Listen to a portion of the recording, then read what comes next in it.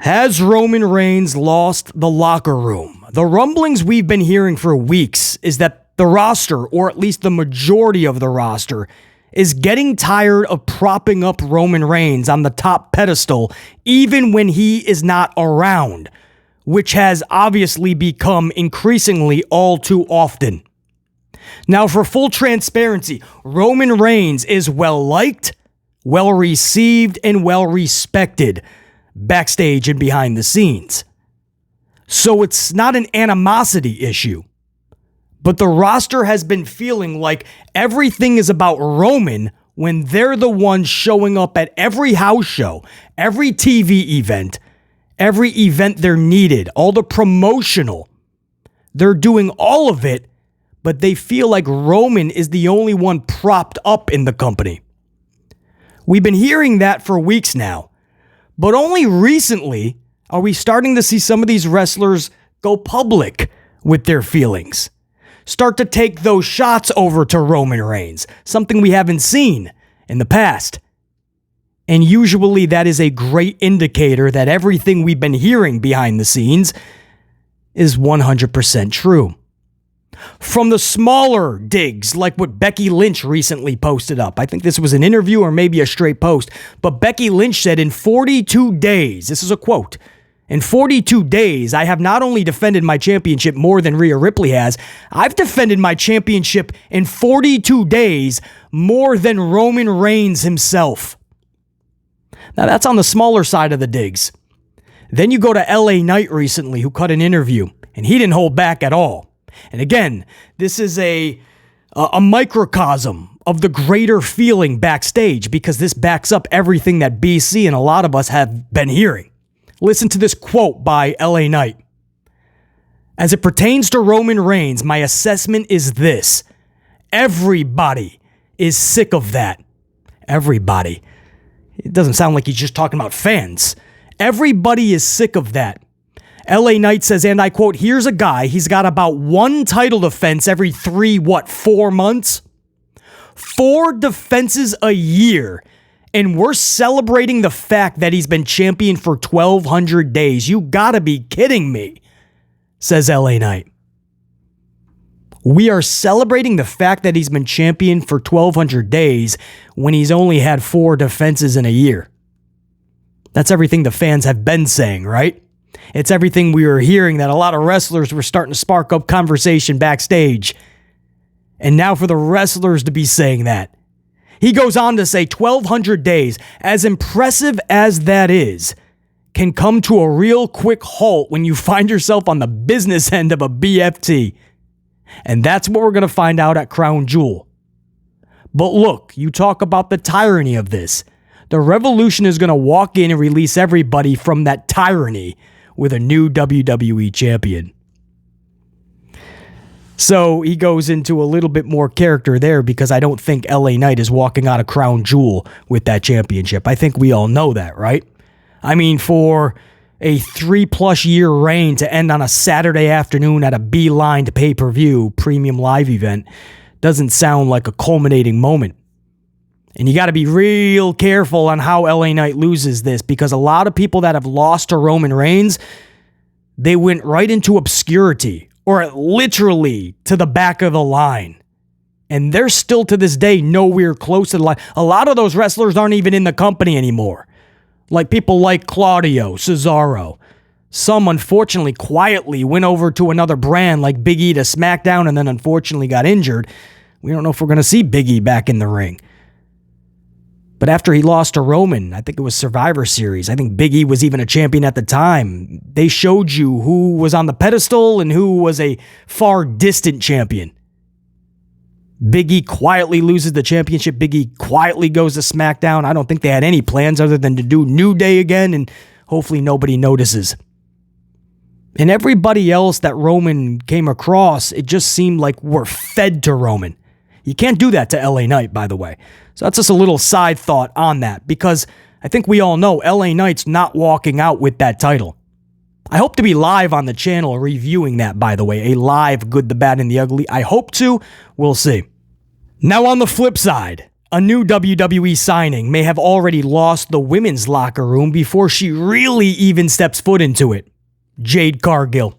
The moment Jade Cargill was signed, we heard that a lot of females in WWE were not happy with the spotlight that was immediately placed on her. And then Paul Levesque McMahon says in a media scrum, immediately, when she is ready to go, meaning TV time, instant rocket on her back. Now, on one hand, you say, good, that's how she needs to be booked. No messing around. Let everybody know she's badass and not just there to be another wrestler on the roster. On the other hand, on the flip side, if you're looking at it through the perspective of the females that have already been busting their ass on that roster and they can't even really get the time of day. People like Xia Li that finally got a match on TV after what seems like years. People like the LeRays, the Mia Yims, the Indy Hartwells, and so many others that will show up to TV and honestly believe there's a 99% chance they're not even going to be booked on the show, and usually they're right. I'm just giving you some examples. And then you have Jade that just comes over, and many fans and many industry insiders felt like she's still really green, but because she has that presence, and this is coming from a huge Jade supporter, by the way, but this is everything you've heard in AEW, right? Jade is so green, it's just her presence, and that's it. She can't really go for a long time with the best. And that may indeed be true. That's why I always say, with any wrestler, you play to their strengths, you hide their weaknesses. But with Jade Cargill, we were hearing from the jump, and it's not animosity, by the way, just like the Roman, it's not animosity. Nobody has upfront beef with Jade Cargill. They're not happy with the situation. But just like the Roman sitch, until wrestlers really kind of open up a little bit more and publicly throw a jab or two, you don't really know how they feel about X, Y, and Z. Same with the females. Shayna Basler is clearing up any confusion. Shayna Basler is telling you exactly how they're feeling backstage about Jade Cargill. So let me give you the exact quote. Anytime someone, this is from Shayna Basler about Jade Cargill. Anytime someone comes over and they have limbs to tear off and necks to twist around, I'm excited about it. Now, obviously, Jade has a huge following. She looks like a star. You can't argue the presence that she has. I mean, her thing right now is getting out of cars and walking into an arena, and she just happens to have cameras on her doing that at all times. Now, someone's going to clip that and take it as I'm being salty, but that's not what I'm doing. It's not what I mean. She has yet to really do anything. She's bringing this much attention, which goes to show, imagine the attention when she's ready to get in there. Now, that being said, you talk about our women's division now, especially now. I think we have the best women's division in wrestling, talent-wise. So I think she's going to learn that. And she is obviously someone that carries herself with a lot of confidence. But I think she'll have to learn that the hard way. It all comes out in the wash, especially when you're in the ring. You can't fake the funk when you're in there. So we'll see how it all comes out. End quote. I'm going to say that last part again, guys. I think Jade will have to learn the hard way that it all comes out in the wash, especially when you're in the ring. You can't fake the funk when you're in there. So we'll see how she turns out. That's not a ringing endorsement, right? She's going to learn the hard. It doesn't sound like it's just storyline, right? Like I'm going to make her tap out. You can't fake the funk. It all comes out in the wash. It's almost like saying, like, when you're in there with us, who she just says a sentence before, we are the best women's roster. You're not playing around anywhere else now. It all comes out in the wash. You can't fake the funk when you're in there with us. It's telling. It's very telling as to the kind of the conversations that have been had since Jade's announcement or the announcement of Jade going to WWE. And again, guys, it coincides with what we were hearing from day one. And then you see how the wrestlers are speaking about these individuals, and it solidifies how true what we were hearing truly was or is. That these conversations are being had, and people like Roman Reigns in his title reign, it's no longer respected as much in the locker room. Jade Cargill, not as respected yet in the women's locker room, or so we are hearing. She'll have to really earn that. Will she be able to do such? As a Jade supporter, I'm truly hoping so.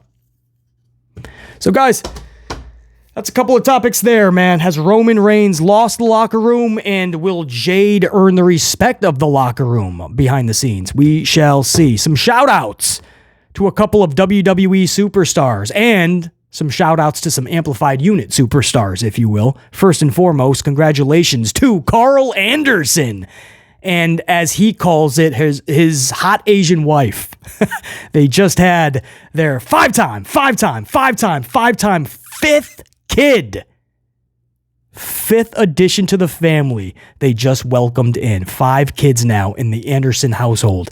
Could you imagine a household with 5 kids and Carl Anderson is the leader of the pack? That's got to be a fun, wild household, man. Congratulations to Carl Anderson and his hot Asian wife, as he puts it. Also, congratulations to Kevin Owens and his family. They nailed the Megan concept this year. I don't know if you guys have ever seen the movie Megan, but the daughter of the Owenses, the Steens, man, did this family nail the Megan concept. It's a great movie, and Kevin Owens and his family wins. I almost said Christmas. Maybe they'll win Christmas too. They always do something fun for Christmas, but they win Halloween, man. The Steens, Kevin Owens and his family, they win Halloween for their daughter's Megan costume. It was great. You thought you were looking at Megan. And to my Amplified Unit, man, a couple of shout outs to some superstars over there. Ashley N. I appreciate the coffees. My long-time supporter, tried and true. Ashley, always good to see you up in here, and I appreciate the coffees big time. Never needed, always appreciated. And it'll go to my new candy corn kendo sticks for next year, I assure you. And JR9 Gaming, who has his NXT weekly roundup. And all I'm going to say right now, because we got to wind this down, is I saw a lot more negative than positive in that review, in that roundup. And then the NXT rating came out, and they pulled a 670, 680, some odd thousand viewership. So they lost over 100,000 viewers, continuing the trend of just a rough week in pro wrestling for ratings. And NXT lost over 100,000, and this was a themed show, night 2 of Halloween Havoc. Now, on that note, it was actually Halloween night, so I don't use excuses, but you could easily say that people were kind of preoccupied with Halloween, right? So I'm sure some of that, I always don't use these things as excuses, sporting events, holidays, presidential speeches, you name it. But I always say, of course, it can put a dent into it. It can affect the ratings, no question. It's up to you to put together the best possible show.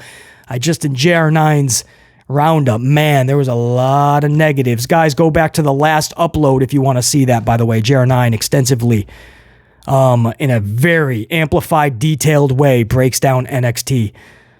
And it did not pull in the ratings. Continuing again, just a rough week, numbers-wise, in pro wrestling. Anyway, until next time, and there will be that next time. Top guys, we're out. BC saying check you. Peace.